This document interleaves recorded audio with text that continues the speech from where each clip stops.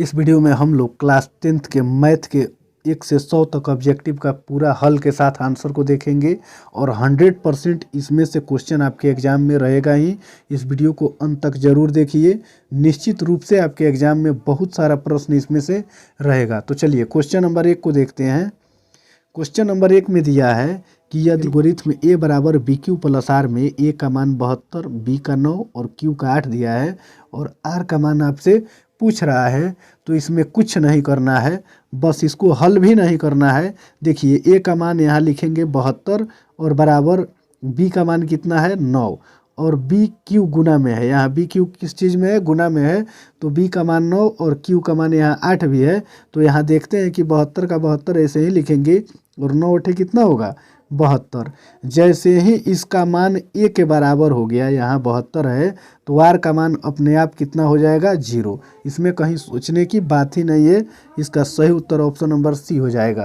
यदि इस प्रकार का प्रश्न आता है तो आपको ऐसे ही हल करना है। चलिए फिर आगे वाला क्वेश्चन देखते हैं। क्वेश्चन नंबर 2 में दिया है ए बी गुने लस ए बी बराबर क्या होगा, तो इसका सूत्र होता है मस को HCF कहते हैं, HCF गुने लस को LCM कहते हैं। तो HCF गुने LCM बराबर होता है ए गुने बी। क्या होता है ए गुने बी, यानी पहली संख्या गुने दूसरी संख्या। तो इसका सही उत्तर होगा ऑप्शन नंबर बी, ए गुने बी। देखिए यहाँ ध्यान देने वाली बात है कि यदि ए बी और ए बी दे दिया है, इसके जगह पर यदि एक्स वाई दे दे तो यहाँ ऑप्शन में भी आपको क्या मिलेगा देखने को, एक्स गुने वाई। तो इस प्रकार आप समझ गए होंगे कि ए से जेड तक का कोई अक्षर देगा तो बस उसको गुना में जो होगा वही आंसर हो जाएगा। चलिए फिर आगे वाला क्वेश्चन देखते हैं। क्वेश्चन नंबर 3 को देखते हैं। √15 है, तो देखिए इसका सही उत्तर होगा ऑप्शन नंबर सी, अपरिमेय संख्या। जब भी कोई रूट में अंक दिया हो और उसका पूरा पूरा वर्गमूल न निकले तो वो अपरिमेय संख्या हो जाएगा। चलिए फिर आगे वाला क्वेश्चन देखते हैं। क्वेश्चन नंबर 4 को 124 के अभाज्य गुणनखंड में 2 के घातांक क्या है, तो इस प्रकार का जब भी प्रश्न आएगा अभाज्य गुणनखंड, तो आपको क्या करना है, 124 का लघुत्तम निकालना है। 124 का ऐसे लघुत्तम 2 से निकालते जाइएगा, 6 दूनी 12 और 2 दूनी कितना हो जाएगा 4। तो चलिए 62 दूना 124 हो गया, फिर इसको 2 से काटिए।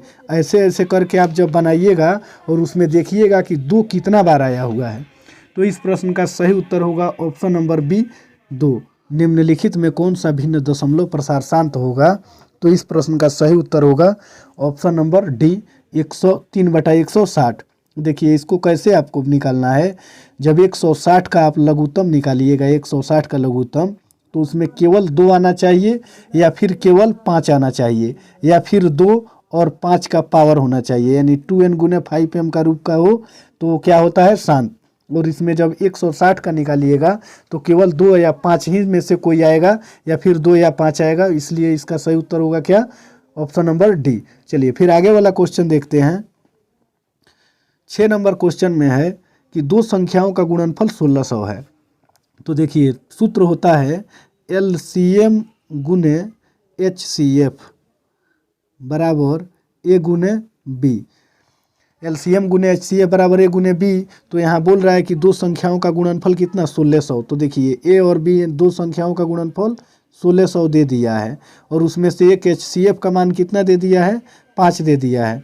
तो लसा मतलब LCM का मान पूछ रहा है, तो इसको क्या करेंगे भाग दे देंगे। जब LCM का मान निकालेंगे तो 1600 बटा कितना हो जाएगा 5, और जब 1600 में 5 से भाग देंगे तो इसका सही उत्तर होगा ऑप्शन नंबर सी, 320। आप भाग करके चेक कर लीजिएगा। चलिए फिर आगे वाला क्वेश्चन देखते हैं। 36 और 84 का मस है, तो इसको बनाने के लिए आपको क्या करना है कि बड़ा वाला जो संख्या होगा 84 है उसमें 36 से भाग देते जाना है, जो शेष आएगा फिर उसको शेष, जैसे 36 दूनी कितना होगा 72, तो इसको यहाँ लिखेंगे 2 आएगा, 8 में से 7 जाएगा 1, और फिर यहाँ 36 लिखेंगे तो 12 तिहाई कितना हो जाएगा 36। देखिए जिससे कटेगा ये मतलब 12 से कटा है, तो इसका सही उत्तर क्या होगा ऑप्शन नंबर सी, 12 हो जाएगा।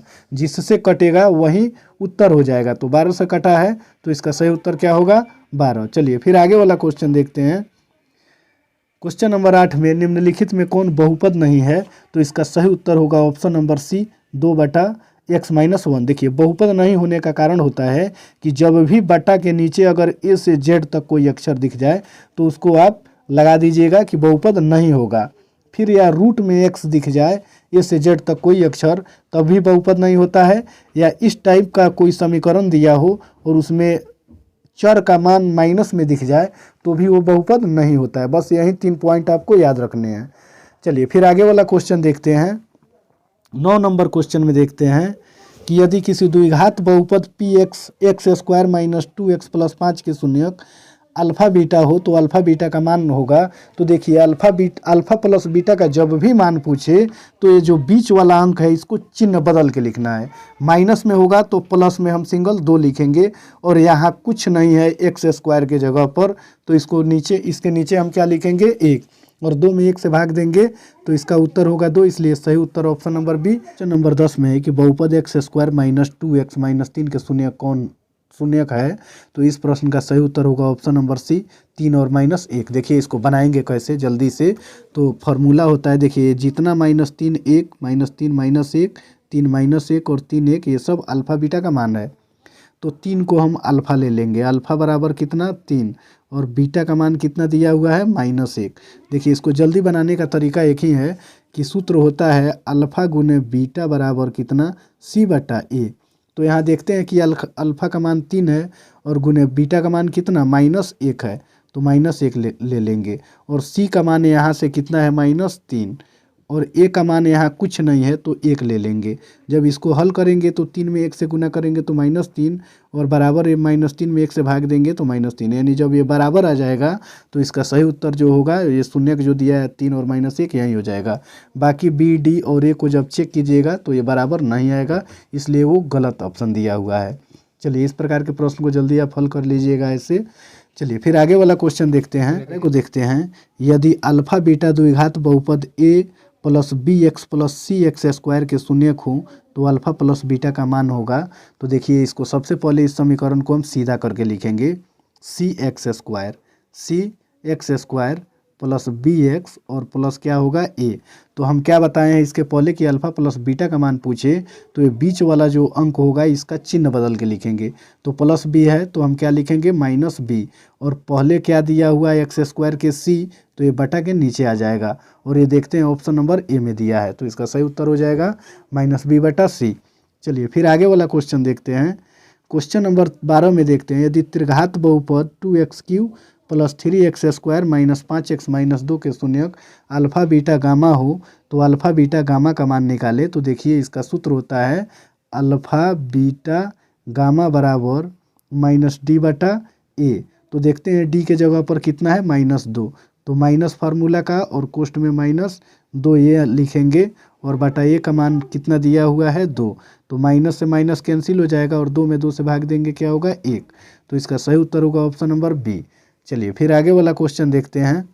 क्वेश्चन नंबर 13 में है कि यदि पी एक्स बराबर क्यू एक्स गुने जी एक्स और पी एक्स का घात 4 और जी एक्स का घात 2 हो तो पी एक्स बटा जी एक्स का घात क्या होगा।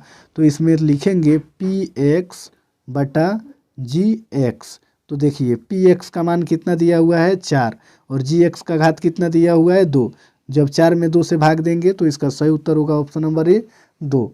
चलिए फिर आगे वाला क्वेश्चन देखते हैं। नंबर 14 को देखते हैं, यदि q एक धनात्मक पूर्णांक है तो एक विषम धनात्मक पूर्णांक का रूप होगा। तो देखिए q के जगह पर हम 1 2 3 किसी भी संख्या को रख के हल कर सकते हैं या फिर 0 को भी लेकर के हल कर सकते हैं। मान लीजिए कि अगर 0 लेके हल करते हैं तो q के जगह पर 0 रखेंगे और 6 से गुना करेंगे 6 गुने q के जगह पर 0 और प्लस 2, तो ये क्या बना देगा 0 और प्लस 2। ये तो सम संख्या होता है तो ये तो होगा नहीं। फिर b को देखेंगे 6 ऐसे ही लिखेंगे और q के जगह पर यहाँ क्या लिखेंगे 0 और प्लस 3। तो जब 6 में 0 से गुना करेंगे तो 0 और प्लस 3 और जोड़ेंगे तो क्या होगा 3, और 3 क्या है विषम संख्या। तो इसका सही उत्तर होगा ऑप्शन नंबर बी 6q + 3 विषम धनात्मक पूर्णांक के रूप में होगा।